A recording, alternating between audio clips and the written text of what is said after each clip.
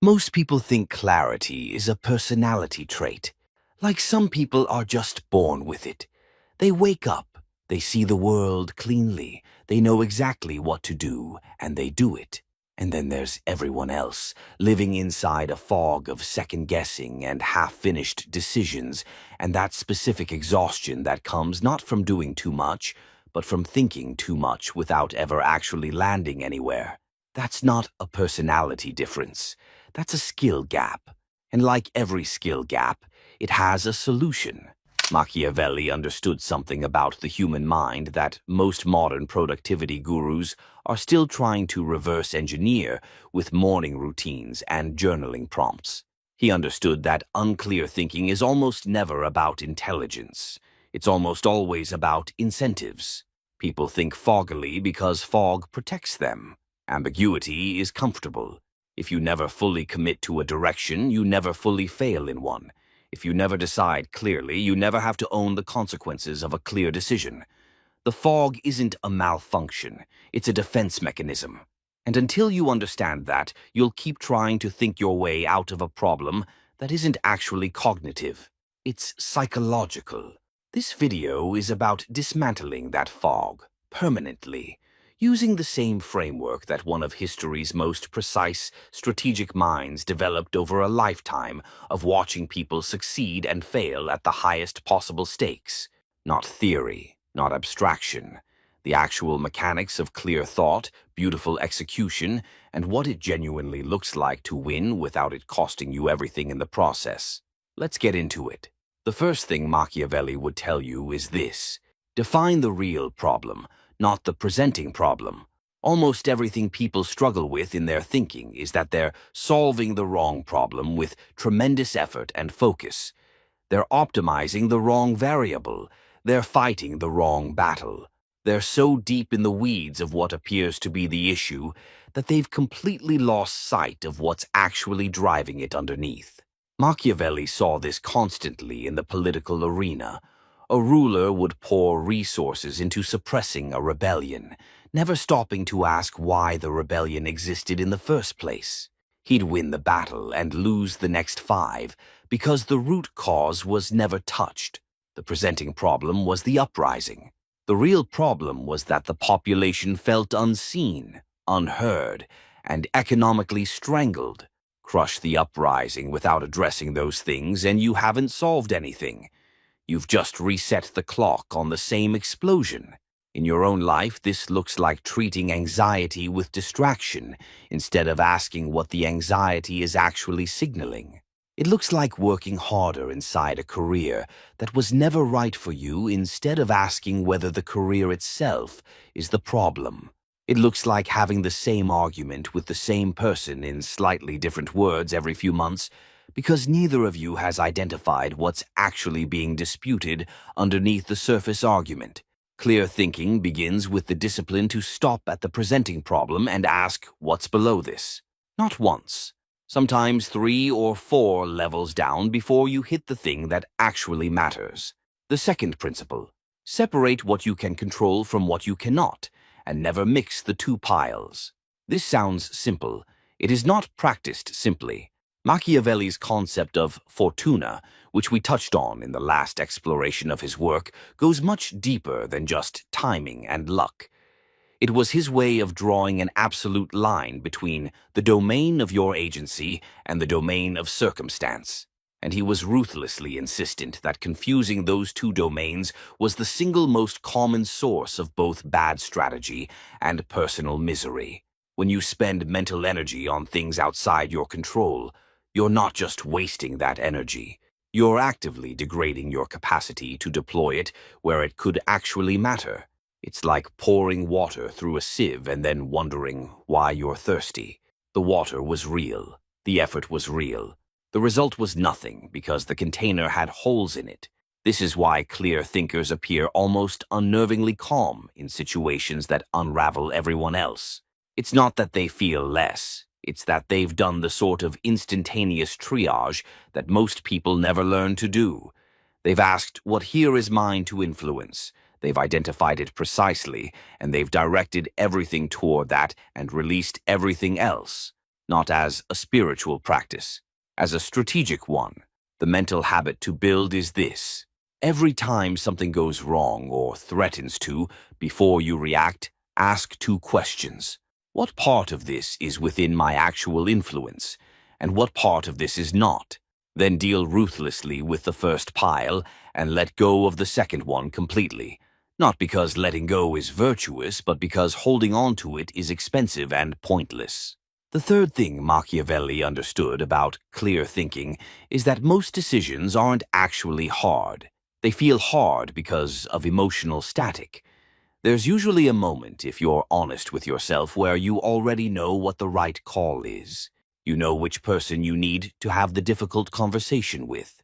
You know which opportunity you've been delaying on out of fear rather than genuine uncertainty. You know which relationship has run its course and which habit is quietly dismantling you. The information is there. The clarity is there. What's missing is the willingness to act on what you already see. Machiavelli had very little patience for this, and honestly, reading him closely, you can almost feel his frustration on the page. He watched rulers who had access to brilliant counsel, accurate intelligence, clear strategic paths, and still they hesitated. Still they negotiated with their own reluctance. Still they chose the slower, softer, more comfortable option until the window closed and the moment was gone. And then they called it bad luck. Machiavelli called it something else. He called it the failure of will.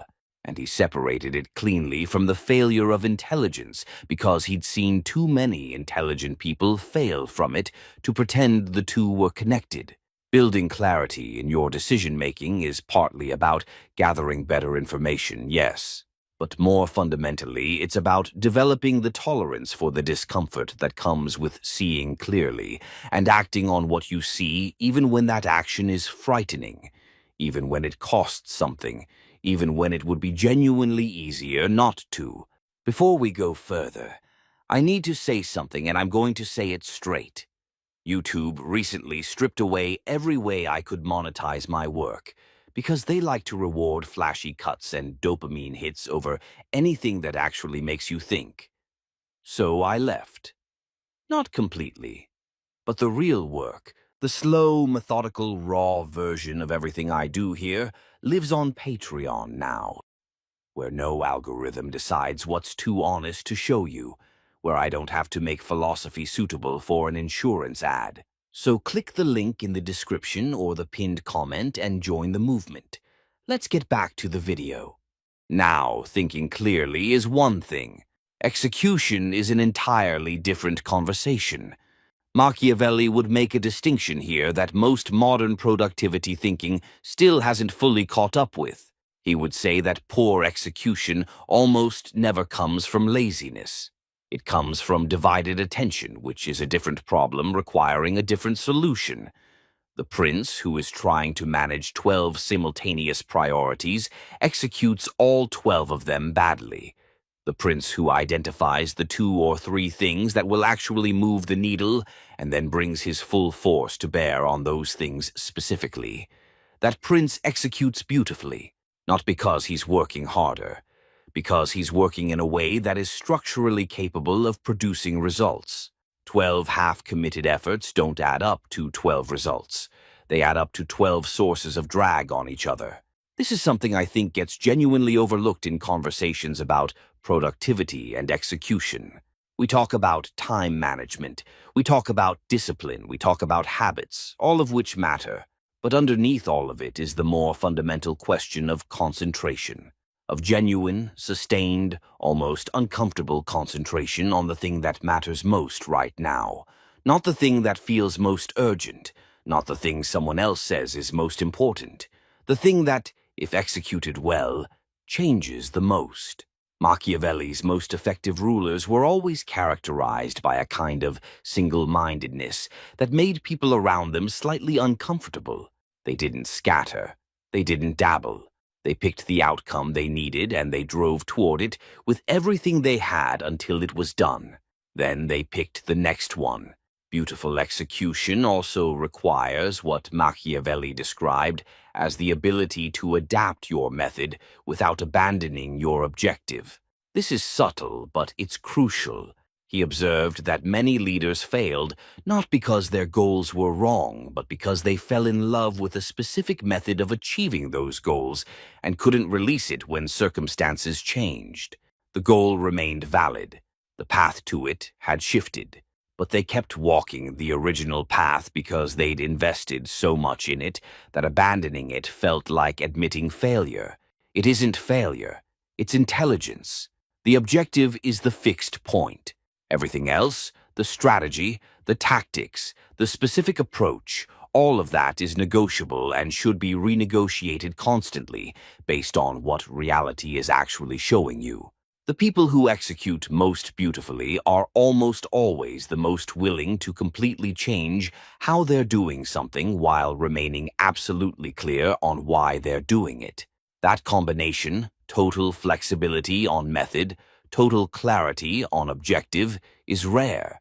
It's also, when you look at the track record, almost always what winning actually looks like in practice. Now, let's talk about winning. Because Machiavelli's conception of winning is more interesting and more useful than the one most people carry around. Most people think winning means beating someone, getting more than the other person, ending up on top at someone else's expense. And Machiavelli certainly understood that world. He lived in it. He documented it with unflinching honesty. But his deeper observation was that the leaders who won that way, who defined victory purely in competitive and comparative terms, tended to generate an enormous amount of sustained opposition that eventually consumed them. The more interesting and more durable form of winning that he identified was what you might call positional winning. It's not about any single outcome. It's about consistently ending up in positions from which further winning becomes easier. It's about making decisions today that expand your options tomorrow, rather than decisions that feel like wins today, but quietly narrow what's available to you going forward. Every decision you make either opens doors or closes them. Sometimes you have to close doors deliberately. That's not the problem. The problem is closing doors without noticing that you're doing it, without accounting for it, without choosing it consciously.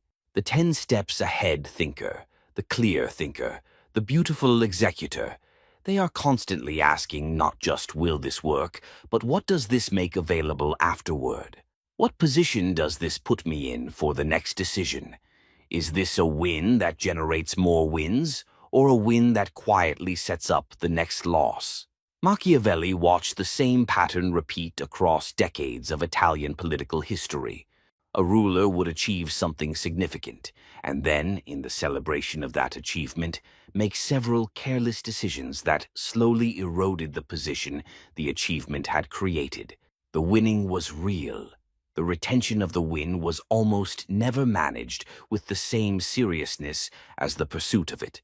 Winning effortlessly, and I want to be careful with that word because it's slightly misleading, doesn't mean winning without effort. It means winning in a way where the effort is applied so precisely and so intelligently that from the outside it looks like it came easy. It looks like you barely had to try. It looks almost unfair. That appearance comes from one thing: front-loading the work, doing the thinking, the preparation, the positioning, the relationship building, the skill development before it becomes urgent, so that when the moment arrives that requires you to perform, you're not scrambling to prepare. You're already prepared. The scrambling happened months or years ago, quietly, when no one was watching and it didn't look impressive yet. The people who win effortlessly are the people who did the unglamorous work early, when there was no audience, when there was no validation, when there was no guarantee it would pay off. They prepared anyway because they understood that the performance, when it came, would only be as good as the preparation that preceded it. And there's one more thing. Machiavelli, for all his reputation as the cold-blooded architect of ruthless strategy, wrote something in his private letters that almost nobody quotes. He wrote about the profound satisfaction, not just the strategic value, but the genuine human satisfaction of doing something with full commitment and full skill, of bringing everything you have to the thing in front of you and watching it respond, of thinking so clearly about a problem that the solution almost reveals itself, of executing so completely that the result has a kind of elegance to it that goes beyond mere effectiveness. He wasn't just describing strategy. He was describing what it feels like to be fully alive to your own capabilities, to stop operating at half capacity because you're distracted or afraid or unclear, to actually bring all of yourself to bear on the life you're in the middle of living. That's what clear thinking produces in the end. Not just better outcomes, a different quality of experience, a different relationship with your own mind, a sense, probably unfamiliar if you've been living in the fog, that you are actually in contact with your life rather than floating slightly above it, watching it happen and hoping it goes okay.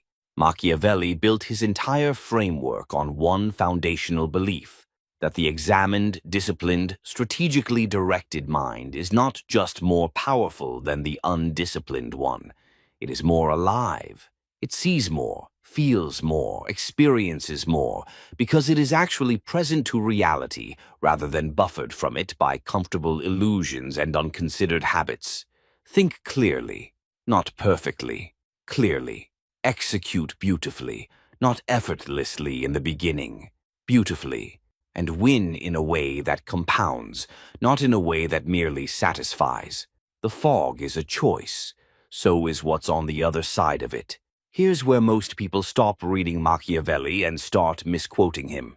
They take the surface-level lessons, the don't trust anyone, the appearances matter, the ends justify the means, and they walk away thinking they've understood something dangerous and sophisticated. They haven't. They've picked up the skeleton and left the organs behind, and what they produce with that half-understanding is a kind of performance of strategy that fools nobody who actually operates at a high level.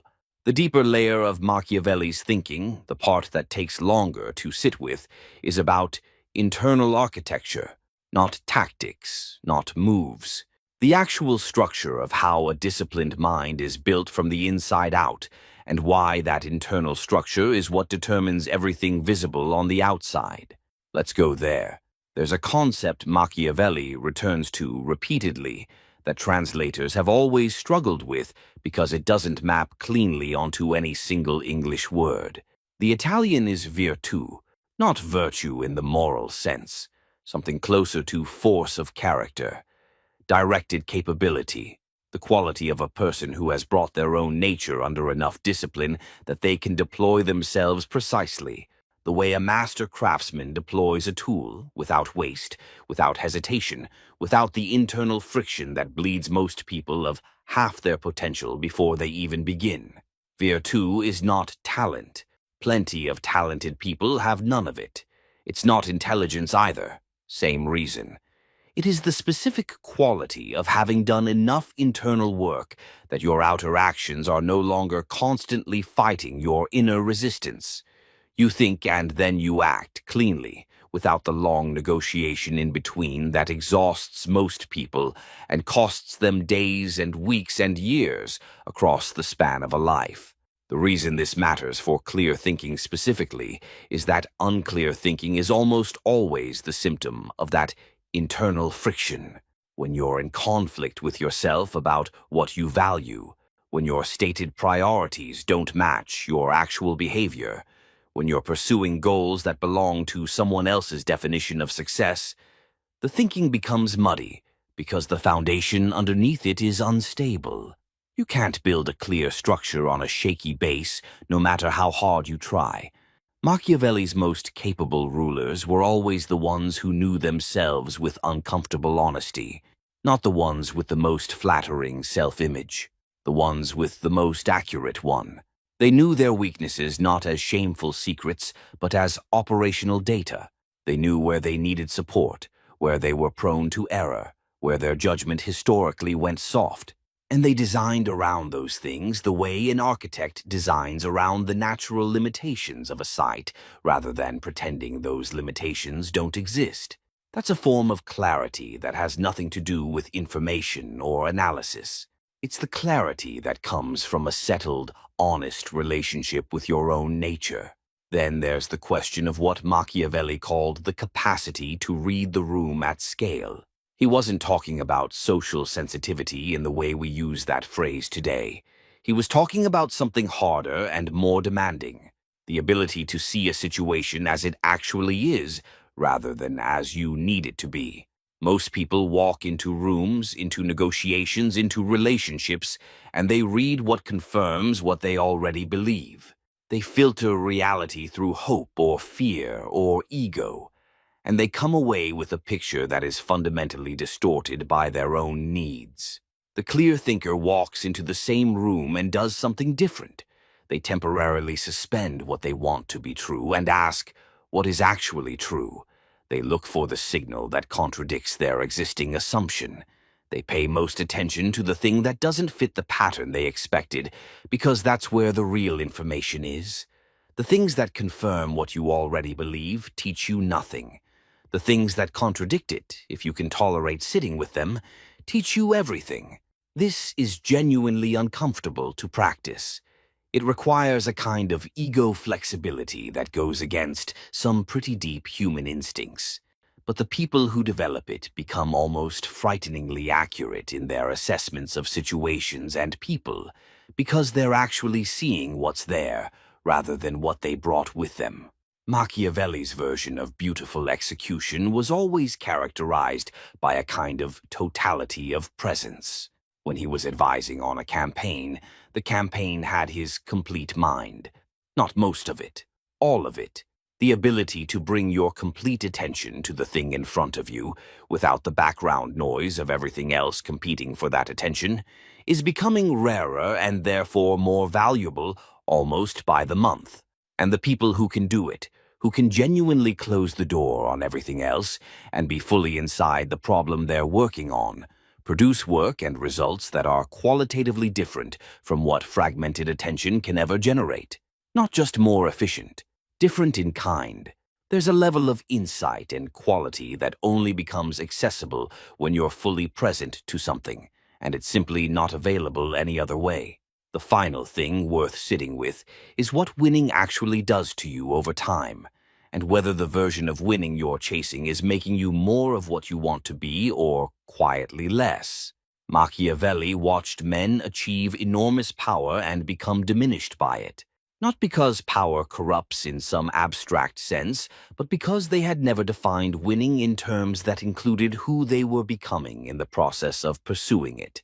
They optimized purely for the outcome and paid for it with their judgment, their relationships, and eventually their ability to see clearly at all, because a mind that only knows how to acquire eventually loses the capacity to assess whether what it's acquiring is worth having. The synthesis of everything Machiavelli actually understood, underneath the political maneuvering and the historical case studies and the ruthless pragmatism, is this. The quality of your thinking determines the quality of your execution. The quality of your execution determines the quality of your results.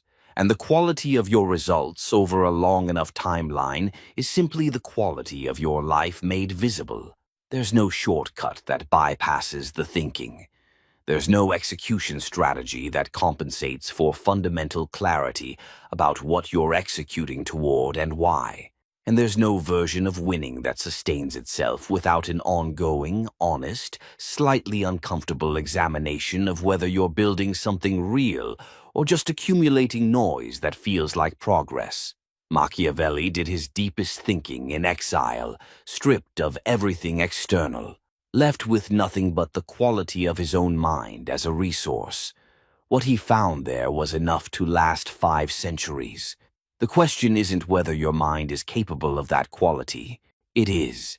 The question is whether you're willing to do what it takes to find out. Most content out here is designed to make you feel informed without actually changing anything. When I tried to make that change, they did everything in their power to stop me. But instead of giving up, I did what Machiavelli taught: adapt to the times, not complain about them. The real work now lives on Patreon. But I can't build this alone. If you believe in what I'm creating and want to help keep it alive, join me there.